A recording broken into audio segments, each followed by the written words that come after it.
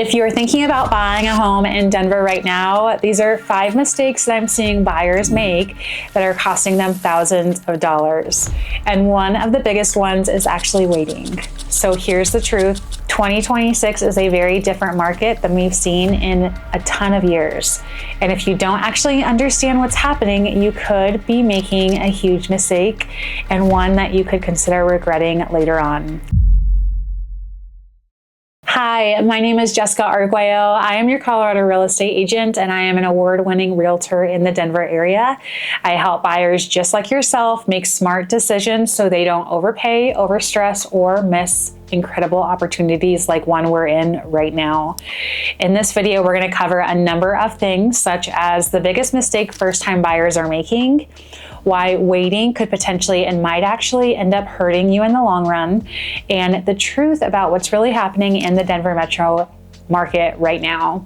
5 biggest mistakes buyers are making as of right now. Mistakes number 1, waiting for rates to drop. This is by far the most common, and everyone is really just sitting on the sidelines thinking, I'll just wait until rates drop, I'll wait until rates come down. But the true problem really comes down to when rates drop, demand explodes. The buyers right now are really waiting for anything under 6%. And what does that mean for a buyer like yourself, potentially waiting as well? More buyers entering the market at that incredible time, which also brings in more competition. And as more competition comes in, demand increases and prices rise. So yes, that may lower your rate by a smidge, but it might end up costing you more in the long run if you have to leverage your purchase price to be able to get into a home or the home of your dreams. Mistake number 2, thinking that you need 20% down. My biggest, I hope this is not you, but it could very well be. This one stops so many people from even starting the process of buying a home. You do not need 20% down to buy a home, and please let this be your all Hail Mary. Understand that, in fact, a lot of buyers, including a ton of my own, are getting in with as little down as 3% to 5% down, or even utilizing programs with down payment assistance and assistance programs that allow them to get in with as little down as $1,000. Mistake number 3, only talking to one mortgage professional or lender. This is a pretty common mistake that costs a lot of people money without even realizing it. Different lenders and mortgage professionals offer different rates, different fees, different programs and options within those selected terms and what they're able to loan on. Not shopping lenders can easily cost you thousands upfront as well as monthly. Understand this is not always the case, and sometimes you do have an incredible professional on your side, but I would definitely consider your options if you're just calling up, say, your parents' mortgage company and looking to get pre-approved through that specific company. Understand that not all mortgage companies or realtors are made the same, and you could be leaving opportunities or programs on the sidelines when they could very well be an incredible program for you. Mistake number 4, looking at only your monthly payment. Please. So a lot of buyers really only focus on what's my payment, what's my monthly mortgage amount, but they potentially can ignore huge important things like negotiation opportunities, seller concessions, interest rate strategies. So there are a ton of ways to really lower your payment that have absolutely nothing to do with the list price.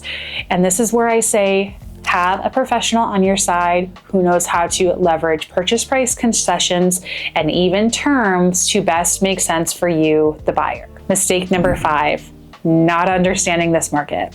This is not 2021 anymore, and it's not a chaotic seller's market people think it is.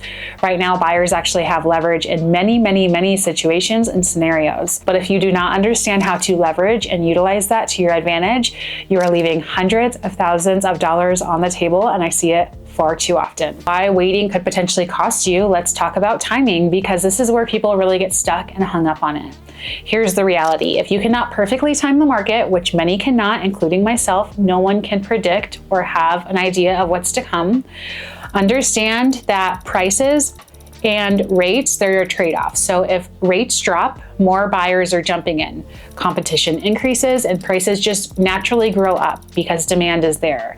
If rates stay where they are at right now, you have far less competition, more negotiating power, and more opportunities as a buyer. Rates can always shift. The mindset of you can refinance later. One of the biggest mindset shifts that you need to understand is, everyone says this, you marry the house, you date the rate. If rates drop later, you can refinance, but you cannot go back and buy a house at yesterday's price.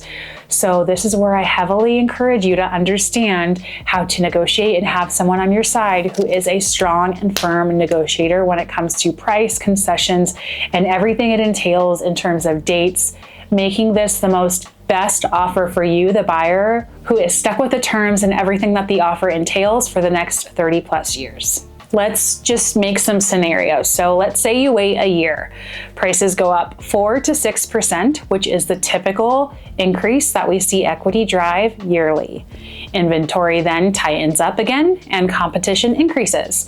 This could cost you way more than slightly a higher interest rate today. Also understand, if you have a good realtor on your side and someone who knows how to negotiate, the concessions that we can get from the seller can dramatically decrease that interest rate and get you much further than even 0.5%. We were able to get my cousin into a VA loan and buy his rate down into the low 5%. I actually want to say we captured a 4.75. And it was at no cost to him. This was all because of the seller. Something to consider is inventory has improved. There are far more homes on the market than there were over the last few years. So this gives you options, and options create negotiating power. So as a buyer, understand it's not just a one size fits all. Sellers are far more flexible. We're seeing sellers willing to do a number of things like offer concessions, help buy down your interest rate, and also negotiate repairs within reason here. We're seeing sellers just understand that it's not a seller's market and they're having to compromise. And when it comes to negotiating, we are finding that better terms are accessible to buyers that were not the same years ago. Deals are being made. The buyers who are active right now in 2026, Q2, April, are negotiating better terms than buyers were able to capture in the last years. So what does that mean to you? It could mean lower upfront cost, lower monthly payments, and better overall deals. Talking about strategy and understanding that it's much more than just timing the market. It's not about buying at the said perfect time. It's about buying when ultimately it makes sense for you. And that is the right strategy. When two buyers are in the same market and have completely different outcomes depending on how they approach it, understand it ultimately comes down to your team, your service advisor, your realtor, and your lender partner, how they approach it, and really understand how we can really make the market make sense for you. Understand this, if you're thinking about buying in the Denver metro area and really want to figure out the best strategy, reach out to me directly. I help buyers navigate this same question every single day, or drop a comment below. I will help you map out the next steps when it comes to positioning and getting you into a home in 2026. The market isn't always perfect. The market may not always be perfect, but opportunities are there if you know how and where to look for them. I will see you guys in the next video, and I really hope this video was helpful. If you have any questions, reach out to me directly, and I will catch you guys in the next one. Bye, guys.